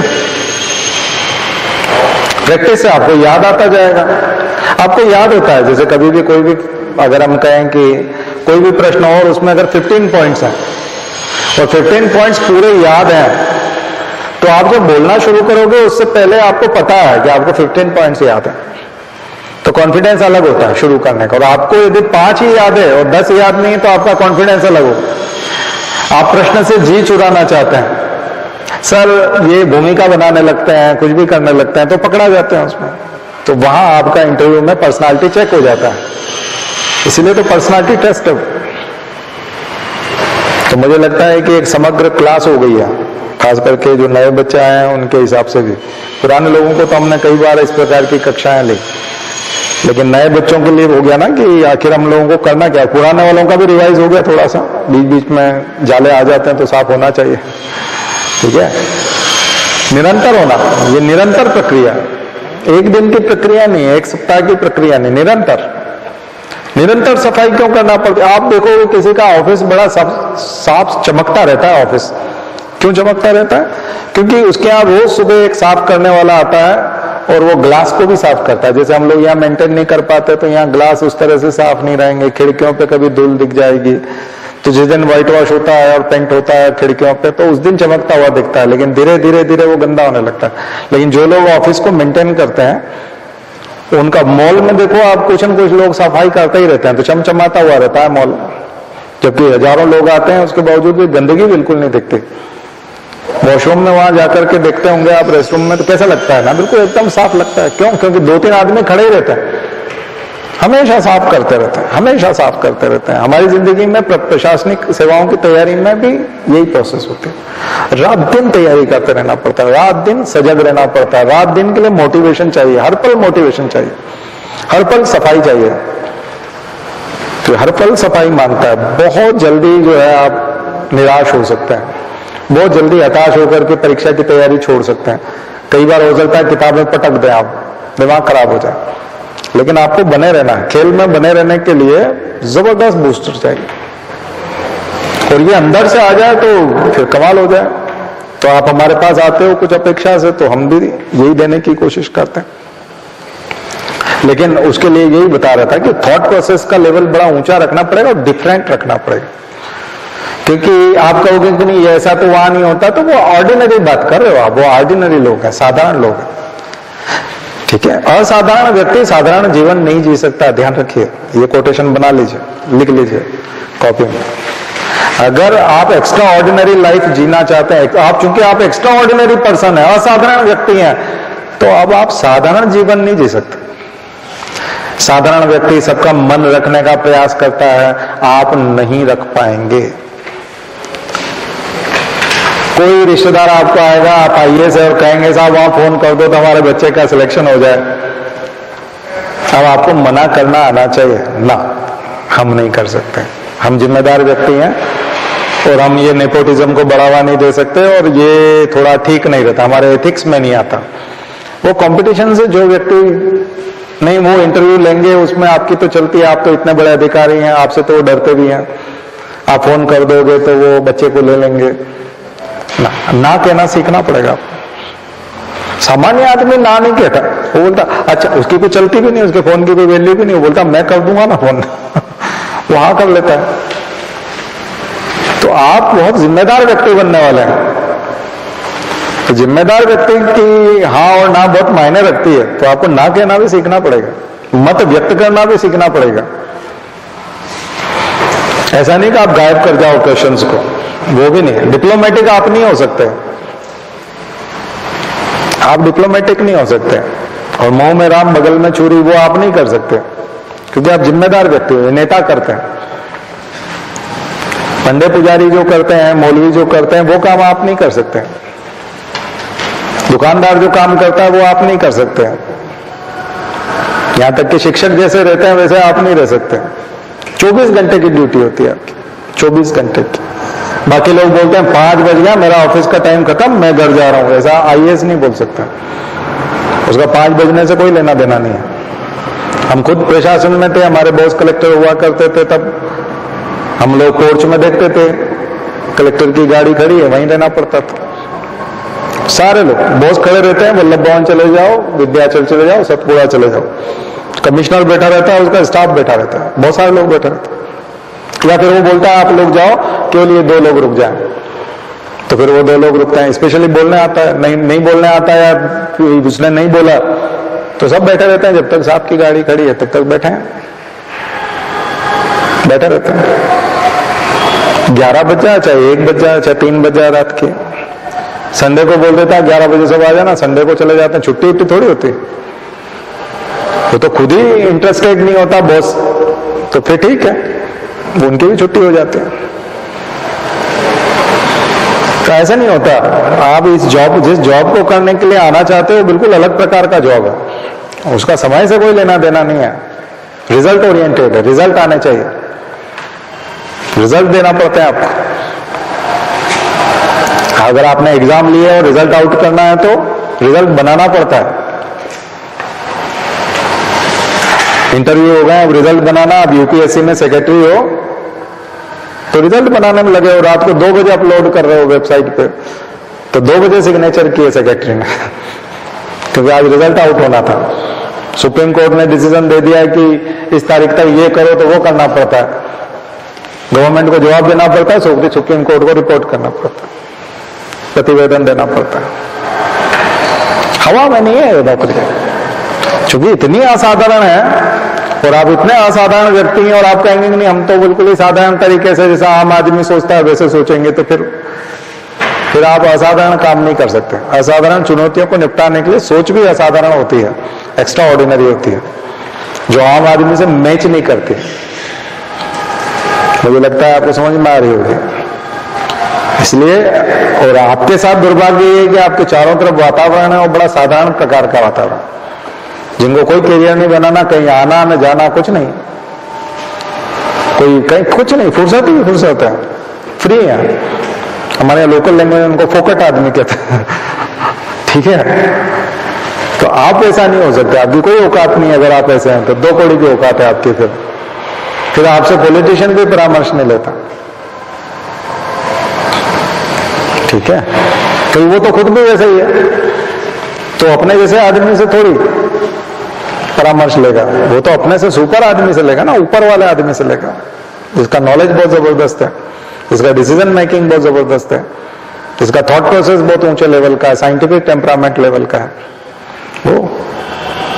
इसलिए जितने भी बाबा अभी कोरोना में बीमार हुए, या झाड़ फूक वाले और ज्योतिषी और ये वो सब कहाँ जा रहे थे? दूसरे झाड़ फूक वाले से करा लो ना। आप बीमार हो गए तो आप तो हर चीज का झाड़ फूक ही करते हो, और आप झाड़ फूक में विश्वास भी करते हो, लोगों को ठीक भी करते हो, तो फिर अब कहाँ जा रहे हो? बोले नहीं वो डॉक्टर के पास जाना है। क्यों? क्योंकि इसमें मर जाते हैं तो इसमें सब डॉक्टर के पास जा रहे थे। तो ये पेंडेमिक में तो सब बता दिया कि सब फालतू बात है। पेंडेमिक ने तो प्रूव करके रख दिया कि सारी चीजें फालतू है। नॉन साइंटिफिक जितनी भी चीजें सारी फालतू हैं। साइंटिफिक टेम्परामेंट ही एकमात्र सच है, बाकी सब फालतू है। कितना क्लियरली बताया एक भी आदमी का। और अब तो इतना डर गए, फर्स्ट वेव के बाद में तो सब लोग बोलने लगे गया और अब कुछ नहीं होगा, जश्न मना लिए थे, है ना। और कह दिया था इंडिया ही एकमात्र ऐसा है जिसने कंट्रोल किया, और सब प्रधानमंत्री से लेकर सब जश्न मना रहे थे। फिर सेकंड वेव आ गई, फिर चुप हो गए, फिर सेकंड वेव के बाद फिर जश्न मनाया, फिर चुप हो गए, और थर्ड वेव वापस चली गई, वाकई में चली भी गई थर्ड वेव, लेकिन अब जश्न नहीं मना, उनको मालूम नहीं कि 2 बार लफड़ा हो गया, तो अब चुपचाप बैठे हैं कि कभी फोर्थ आ गई तो। जबकि वैज्ञानिक बोल रहे हैं, जो जानते हैं वो बोल रहे हैं कि फोर्थ नहीं आएगी, पर हो सकता है आ गई। मतलब वही छाछ का दूध का जला छाछ को फूंके, ये तो छाछ से ही जल गए थे, अब किसको फूंके? पहली बार दूध से जले थे, दूसरी बार छाछ से जल गए, अब क्या करेंगे? अब कोई बोल रहा है अब वो कहीं, कोई पॉलिटिशियन, कोई वैज्ञानिक, कोई ICMR वाला, एम्स वाला, वायरोलॉजिस्ट, कोई जश्न मनाता हुआ टीवी पे कोई दिख रहा है कभी? नहीं, गई और अब सब आराम से, अब कोई दिक्कत नहीं। उनको बोलना ये बोलना नहीं है, कोरोना सुन लेता है चला गया अच्छी बात है, लेकिन बोलना नहीं है। और जश्न तो बिल्कुल भी नहीं मनाना, सेलिब्रेट तो बिल्कुल नहीं करना है। तो इसका मतलब कितना जबरदस्त झटका लगा। जिनको उछलने की आदत है, जिनको बोलने की आदत है, बात में जश्न मनाने की आदत है, उनकी हिम्मत ही नहीं हो रही है। इसका मतलब झटका बहुत जबरदस्त है, ठीक है, तो ये समझ लीजिए। और ये आपने ये प्रत्यक्ष देखा है, तो जिस ज्ञान से पिछले 2-3 सालों में सब नियंत्रित किया गया है, जिसको देखा गया और जिसको किया गया, उसी ज्ञान के स्तर पे बने रहना है आपको, क्योंकि वही एडमिनिस्ट्रेशन वाला लेवल है, ठीक है, जिसमें कोई चीज काम नहीं होती। नहीं तो आप भी 50 अंगूठियां पहन के बैठे हैं, और आपके यहाँ एक ज्योतिषी बैठा और एक पंडा बैठा और कुर्सियों पे 2-3 ने कब्जा जमाया, और आप भी बोल रहे हैं प्रभु जी आप तो आया करो तो ऐसा अगर ऑफिस देखा तो समझ जाएंगे वो पागल आदमी है, बोले कौन आया है, ठीक है। तो रैशनल बनना सीखिए, साइंटिफिक बनना सीखिए, साइंटिफिक टेम्परामेंट लेके आइए, कॉन्स्टिट्यूशनल बनना सीखिए। सबसे इंपॉर्टेंट चीज है प्रशासनिक अधिकारी के लिए, हमको कॉन्स्टिट्यूशनल होना चाहिए, संवैधानिक होना चाहिए, और उसके लिए कॉन्स्टिट्यूशन का ज्ञान, ठीक है। और जो मैं आपको बताता हूं, एथिक्स के पेपर में जो आपको महापुरुषों की सूची दी हुई है, उन महापुरुषों को पढ़ना शुरू कीजिए, उनके ऊपर किताबें, लिटरेचर, उनकी कहानियां, जिंदगी के प्रसंग पढ़िए। गुरु नानक दिया है, कबीर दिया है, राम मनोहर लोहिया दिए हैं, जयप्रकाश नारायण दिए हैं, गांधी दिया है, नेहरू दिया, अंबेडकर दिया, पंडित दीनदयाल उपाध्याय दिए हैं, इनको पढ़िए, सारी लिस्ट को पढ़िए। कौटिल्य है, प्लेटो है, अरस्तु है, मैं कहूंगा शंकराचार्य नहीं है तो भी पढ़िए, है शंकराचार्य नहीं है तो भी पढ़िए, आदि गुरु शंकराचार्य को पढ़िए, उनके अद्वैत को पढ़िए, कॉन्स्टिट्यूशन याद आ जाएगा आपको, क्योंकि वो अद्वैत बोलते हैं, अद्वैत, दूसरा कोई नहीं, यानी सेक्युलरिज्म। राजा राम मोहन राय एकेश्वरवाद बोलते हैं, मोनोथिज्म। मोनोथिज्म का मतलब एक ही ईश्वर है, साईं बाबा सबका मालिक एक बोलते हैं, और शंकराचार्य बोलते हैं दूसरा कोई नहीं। तो बात तो एक ही है, कोई ये कहे कि दूसरा कोई नहीं है और कोई बोलते हैं कि एक है, तो बात तो एक ही हुई ना, वही बात है। और हमारा संविधान बोलता है कि सब एक है, यानी कि सेक्युलरिज्म। तो कुछ लोग बोलते हैं कि सेक्युलरिज्म एक गाली है। अरे बड़ा अजीब आदमी है, शंकराचार्य की मूर्ति बनवा रहा है और गाली बोल रहा है सेक्युलरिज्म को। शंकराचार्य क्या बोलते हैं? यही तो बोलते हैं, अहम ब्रह्मास्मि, मैं ही ब्रह्म हूं। तो मैं ही ब्रह्म हूं की घोषणा करना तो यही हुआ ना, फ्रीडम ऑफ एक्सप्रेशन। मेरे ऊपर कोई नहीं है तो सोवरेंटी, सोवरेंटी किस में है? जनता में नहीं है, तो जनता सब कुछ है क्योंकि मैं ब्रह्म हूं। तो पूरा पूरा कॉन्स्टिट्यूशन दिखेगा आपको, डीपीएसपी दिखेंगे आपको, क्योंकि विकेंद्रीकरण, राजनीतिक विकेंद्रीकरण, डेमोक्रेटिक डिसेंट्रलाइजेशन, प्रजातांत्रिक विकेंद्रीकरण क्या चीज है? सत्ता एक आदमी तक पहुंचेगी। प्रजातांत्रिक विकेंद्रीकरण करते जाओ, केंद्र की सरकार, then state government, then urban government, urban area की गवर्नमेंट, फिर रूरल एरिया वाली गवर्नमेंट, लास्ट में ग्राम सभा, पंचायत की, और बाद में एक एक आदमी। तो एक एक आदमी सत्तावान है, सामर्थ्यवान है। देखा जाए तो वो खुद को वोट दे रहा है और खुद को स्थापित कर रहा है, तो इसका मतलब वो अहम ब्रह्मास्मि का ही तो एक्सपांशन है। वो अध्यात्म का क्षेत्र है, ये राजनीतिक क्षेत्र है। और अत्यदीपो भव, यानी कि खुद का दीपक स्वयं बनो। और आत्मनिर्भर भारत, और प्रत्येक व्यक्ति आत्मनिर्भर बनेगा, तो इकोनॉमी में वो आत्मनिर्भर बना रहे हो एक एक व्यक्ति को। ज्ञान के क्षेत्र पे हम बोल रहे हैं कि अत्यदीपो भव मतलब अपना ज्ञान स्वयं चुनो, खुद अपने ज्ञानी बनो, किसी से शिक्षा लेने की जरूरत नहीं है। अपना दीपक स्वयं बनो, अपना दीपक। अब भगवान बुद्ध यही तो कहते हैं, और हमारे गुरु जी बोलते हैं अपना सुधार संसार की सबसे बड़ी सेवा है। तो आप अगर सेवा करना चाहते हो, सरकार सेवा करना चाहती है, तो तुम्हारी खुद की सेवा करो तुम, क्योंकि तुम खुद की सरकार हो। तो अंतिम समय तक विकेंद्रीकरण करते करते आप यूनिट पे पहुंच जाओगे, यानी कि प्रत्येक नागरिक अपनी एक सरकार है। तो उसी को डायरेक्ट डेमोक्रेसी कहते हैं, प्रत्यक्ष प्रजातंत्र। पूरा कॉन्स्टिट्यूशन गोल हो गया कि नहीं? तो इसलिए अध्यात्म, अर्थशास्त्र, धर्म क्षेत्र, राजनीति का क्षेत्र, पूरा का पूरा सब एक व्यक्ति पे जाकर के निर्भर करता है। और व्यक्ति को यदि स्वतंत्रताएं नहीं होंगी, समानता का भाव नहीं होगा, उस पर उससे छुआछूत, अगर उसके मौलिक अधिकार नहीं होंगे, तो वो कर पाएगा क्या? इसलिए self discipline, auto discipline, police की जरूरत नहीं है। इसलिए सिविल सोसाइटी में और ऐसे समाजों में, यूरोपियन समाज में कौन सी पुलिस होती है? सिविल पुलिस होती है, सिविल सोसाइटी की पुलिस होती है। यानी पुलिस आकर के नियंत्रण नहीं करेगी, सोशल कंट्रोल होगा।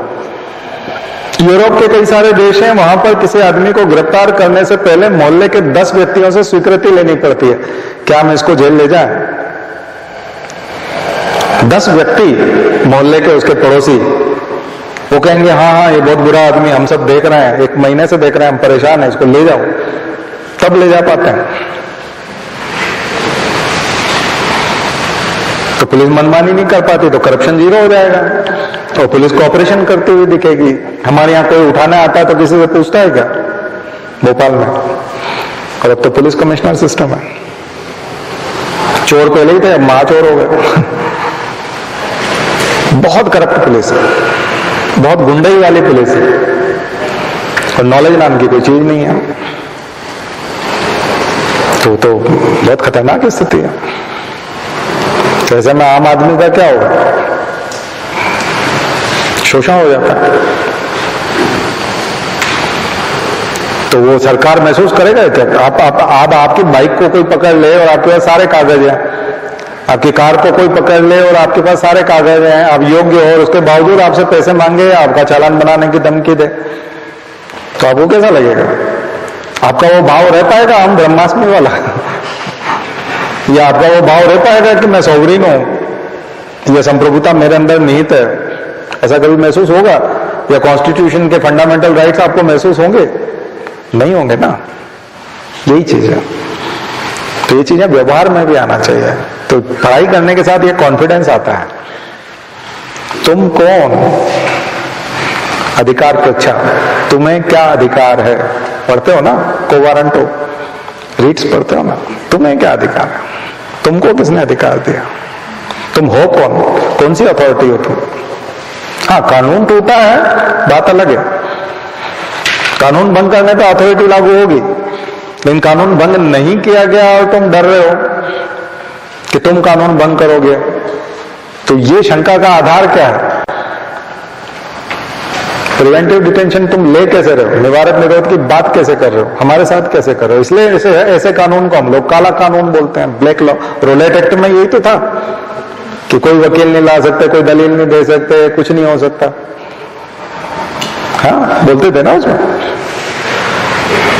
कि आप बीच में आप प्रश्न भी नहीं पूछ सकते कि ये क्यों कर रहे हो।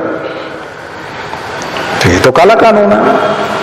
तो ऐसे ब्लैक लॉज अगर फिर से आते हैं, रासुका के नाम पे आते हैं, गुजकोका के नाम से आते हैं, मकोका के नाम से आते हैं, टाडा के नाम से आते हैं, या पोटा के नाम से आते हैं, तो विरोध होता है।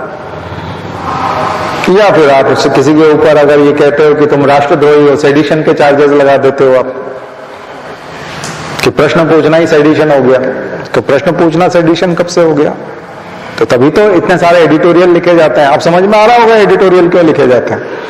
क्योंकि उसमें अथॉरिटी घुस आती है बीच में, और व्यक्ति के वो सारे अधिकार जो हम नैतिक व्यवस्था में पढ़ते हैं, एथिक्स के पेपर में पढ़ते हैं, और जितने राइटर ने जो बातें लिखी है एथिक्स के पेपर में, उन सबका जो सार निकल के आता है, संविधान बताता है कि ये संप्रभुता जनता में निहित है और उसके फंडामेंटल राइट्स है, उनका वायोलेशन होता है उसमें फंडामेंटल राइट्स का, और गवर्नमेंट अपने डीपीएसपी का पालन करते हुए दिखाई नहीं पड़ती उसमें। अब आ गया हो गया ना समग्रता में, ये है।